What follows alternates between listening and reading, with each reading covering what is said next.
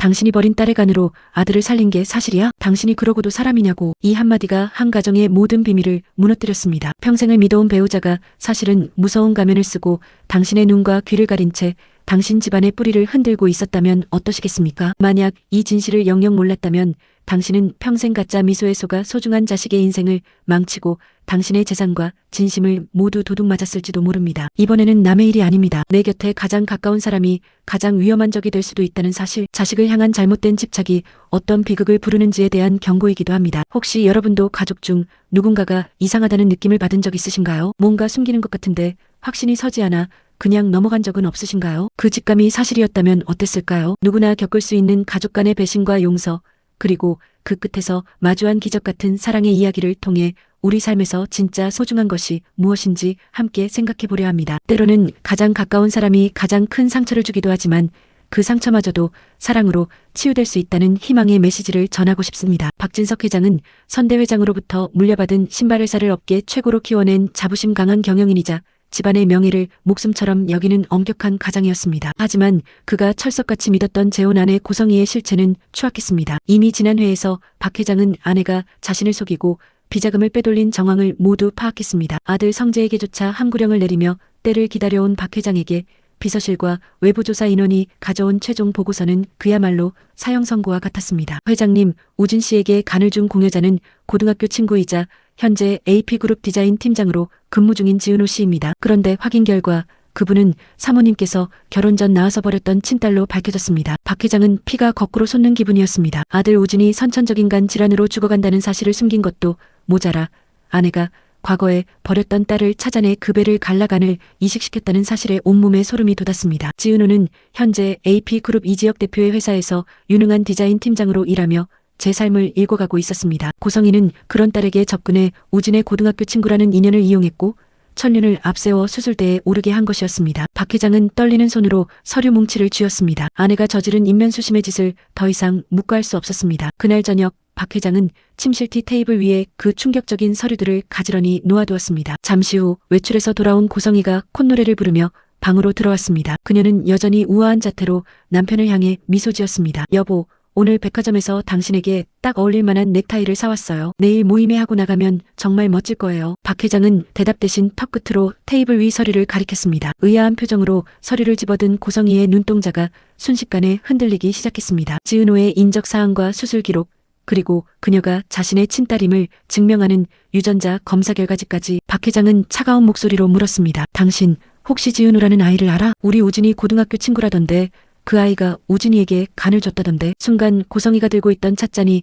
바닥에 떨어져 박살이 났습니다. 그녀의 얼굴이 창백하게 변했습니다. 떨리는 목소리로 물었습니다. 그게 무슨 말이에요? 다 알고 있어. 당신이 결혼 전에 낳은 딸 그 아이를 이용해 우진이를 살린 것까지 전부 다. 이제 와서 거짓말은 집어치워. 고성희는 그 자리에 주저앉았습니다. 더 이상 숨길 수 없다는 것을 깨달은 것입니다. 그녀는 울먹이기 시작했습니다. 미안해요. 하지만 나도 어쩔 수 없었어요. 우리 우진이가 죽어가는데 엄마가 어떻게 가만히 있어요? 박 회장은 차가운 눈빛으로 아내를 바라보았습니다. 그래서 자기가 버린 딸의 배를 갉아서 간을 이식했다고. 그 아이는 당신 친딸 아니야? 아들 살리려고 버린 것도 모자라 딸을 희생시키려고 해. 고성희는 고개를 들지 못했습니다. 박 회장의 분노는 끝이 없었습니다. 그리고 그동안 나한테는 우진이가 잘 지낸다고 거짓말을 해. 나를 완벽하게 속이고 뒤에서 이런 짓을 저질렀단 말이지. 고성희는 변명할 말이 없었습니다. 사실이었으니까요. 그녀는 아들을 살리기 위해서라면 무엇이든 했을 것입니다. 심지어 자기가 버린 딸까지 도 이용했습니다. 박 회장은 아내의 배신에 분노했지만 동시에 자신의 오만함도 돌아보게 되었습니다. 그는 늘 집안의 체면을 중시했습니다. 그래서 친아들 성재가 사랑하는 여자를 반대했던 것도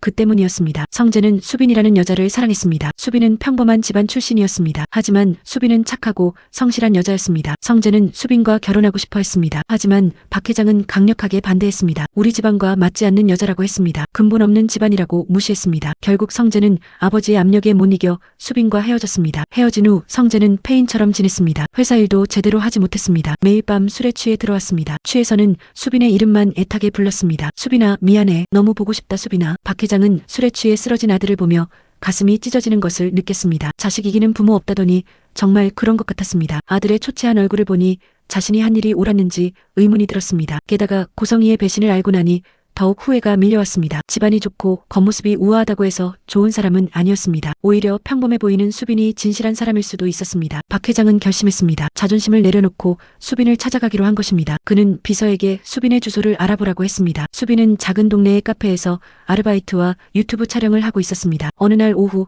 박 회장이 그 카페를 찾아갔습니다. 수빈은 놀란 표정으로 박 회장을 맞았습니다. 회장님, 어떻게 이곳까지 오셨어요? 박 회장은 수빈 앞에 앉았습니다. 그리고 진심으로 사과했습니다. 수빈 양, 내가 사람을 잘못 보았네. 진심으로 미안하네. 우리 성재가 자네 없이는 하루도 제정신으로 살지 못하고 술로 밤을 지새우는 걸 보니 이 아비가 잘못했다는 생각이 드네. 수빈은 눈물이 났습니다. 재벌 회장이 직접 찾아와 자식의 앞날을 위해 사과하는 모습에 가슴이 뭉클했습니다. 박 회장은 계속 말했습니다. 내 아들을 살릴 수 있는 사람은 수빈 양뿐인 것 같아서 부디 우리 성재를 다시 받아주게. 내가 너무 어리석었네. 수빈은 한참을 울다가 고개를 끄덕였습니다. 사실 수빈도 성재를 잊지 못하고 있었습니다. 매일 밤 성재 생각에 잠을 이루지 못했습니다. 하지만 이 소식을 들은 수빈의 오빠 이지혁의 반응은 달랐습니다. 지혁은 동생이 다시 상처받을까봐 걱정했습니다. 수빈아, 박 회장 그 사람 쉽게 믿지 마라. 돈 있는 사람들은 언제든 마음을 바꾼다. 지혁은 차가운 말을 했지만 속으로는 동생이 걱정되어 죽을 것 같았습니다. 지혁은 최근 심장 이식을 해야 할 정도로 심한 심장병을 앓고 있었습니다. 최근 들어 지혁의 건강은 급격히 악화되었습니다. 계단을 오르기도 힘들었고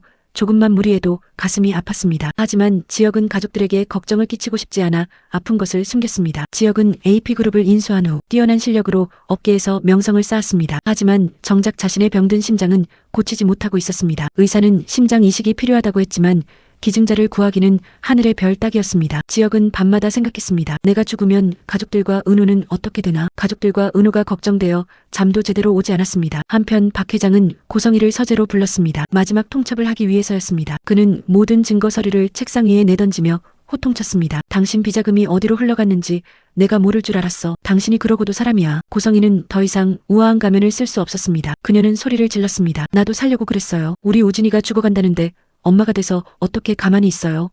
당신이 뭘 안다고 그래요? 박 회장은 차갑게 말했습니다. 당신은 이제 이 집에 있을 자격이 없어. 이 집에서 당장 나가. 고성희는 광기에 휩싸인 얼굴로 가방에 현금과 보석을 챙겼습니다. 그리고 미친 사람처럼 집을 뛰쳐나갔습니다. 밖에는 폭우가 쏟아지고 있었습니다. 고성희는 차를 몰고 빗속을 달렸습니다. 앞이 잘 보이지 않았지만 그녀는 멈추지 않았습니다. 안개 낀 커브길에서 차는 미끄러졌습니다. 고성희는 급하게 핸들을 꺾었지만 이미 늦었습니다. 차는 가드레일을 뚫고 전복되었습니다. 같은 시각 지혁은 은호를 만나고 있었습니다. 지혁은 은호에게 회사를 부탁하려고 했습니다. 은호야, 혹시 나한테 무슨 일이 생기면 회사를 잘 부탁해. 곧 세상을 떠날 사람처럼. 지혁이 말했습니다. 은호는 놀랐습니다. 무슨 말씀이세요? 선배, 괜찮아요. 바로 그 순간 지혁은 갑자기 가슴을 부여잡으며 쓰러졌습니다. 은호는 비명을 질렀습니다. 지혁씨, 제발 눈 좀 떠보세요. 안 돼요. 은호는 급하게 구급차를 불렀습니다. 지혁은 차가운 아스팔트 위에서 의식을 잃었습니다. 병원 응급실은 아수라장이었습니다. 한쪽에는 교통사고로 뇌사 판정을 받은 고성희가 실려왔습니다. 다른 한쪽에는 심장이 멈춰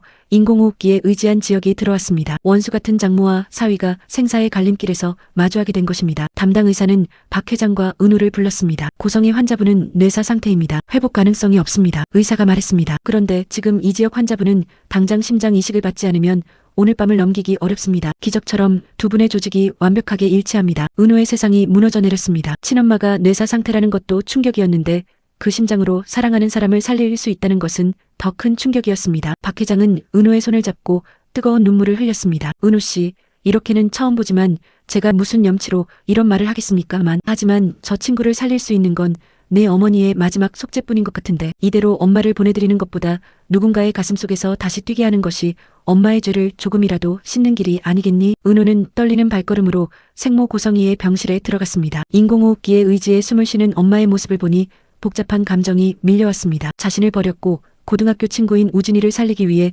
자신을 도구로 썼던 엄마, 미워해야 하는데 마음 한구석이 아팠습니다. 은호는 차가운 엄마의 손을 잡았습니다. 엄마, 내가 사랑하는 저 사람을 살려줘. 그게 엄마가 나한테 줄 수 있는 유일한 사과라고 생각할게. 저 사람 가슴속에서라도 다시 살아서 내가 행복해지는 걸 지켜봐줘. 은호는 오열하며 기증동의서에 서명했습니다. 고성희의 심장을 지혁에게 이식하는 대수술이 시작되었습니다. 박 회장은 수술실 밖에서 고성희의 사망신고서를 작성하며 만감이 교차했습니다. 그녀의 삶은 탐욕으로 얼룩졌습니다. 하지만 마지막 순간 자신의 심장을 내어주고 사위를 살린 것이 그녀가 할 수 있는 최선의 참회였다고 믿기로 했습니다. 수술은 기적적으로 성공했습니다. 10시간이 넘는 긴 수술 끝에 지혁의 가슴속에서 새로운 심장이 뛰기 시작했습니다. 의료진은 환호했고 수술실 밖에서 기다리던 사람들은 안도의 눈물을 흘렸습니다. 한 달 후 건강을 회복해 깨어난 지혁은 자신의 가슴속에서 뛰는 심장이 누구의 것인지 전해 들었습니다. 그는 한참을 소리내어 울었습니다. 자기가 그렇게나 미워했던 여자의 심장이 지금 자기를 살리고 있다는 사실이 믿기지 않았습니다. 지혁은 태어나자마자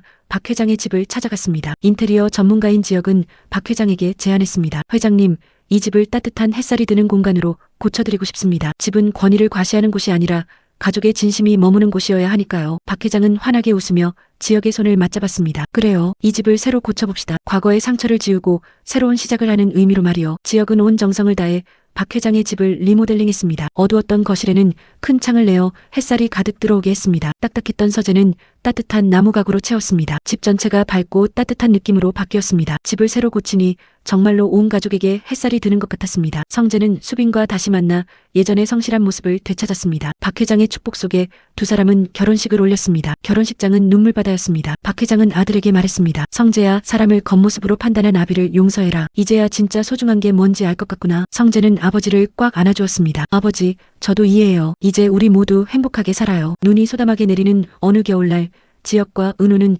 고성이의 납골당을 찾았습니다. 은호는 엄마의 사진 앞에 꽃을 놓았습니다. 엄마, 이제 편히 쉬세요. 저 행복해요. 은호가 말했습니다. 지혁은 은호의 어깨를 감싸 안았습니다. 은호는 지혁의 가슴에 가만히 귀를 대보았습니다. 규칙적으로 뛰는 심장 소리가 들렸습니다. 그 소리는 마치 엄마가 딸에게 건네는 마지막 고백처럼 들렸습니다. 미안하다. 그리고 이제는 행복해져라. 지혁은 은호를 따뜻하게 안아주며 약속했습니다. 내 가슴속에서 뛰는 이 심장이 당신을 평생 사랑하고 지켜주겠다고 말하고 있다고요. 인생이라는 집도 가끔은 낡은 벽을 부수고 다시 세워야 할 때가 있습니다. 박 회장의 가족은 아픈 진실을 마주한 뒤에야 비로소 진정한 사랑과 용서라는 새 집을 지을 수 있었습니다. 오늘 이야기는 여기까지입니다. 비록 시작은 악연이었고 상처뿐이었지만 결국 사랑과 용서가 모든 것을 치유한다는 사실을 우리는 다시 한번 깨닫게 됩니다. 가족이라는 이름으로 서로에게 상처를 주기도 하지만 그 상처마저도 진심 어린 사랑으로 치유할 수 있습니다. 때로는 가장 가까운 사람이 가장 큰 배신을 하기도 합니다. 하지만 그 배신의 끝에서 진정한 용서를 선택할 때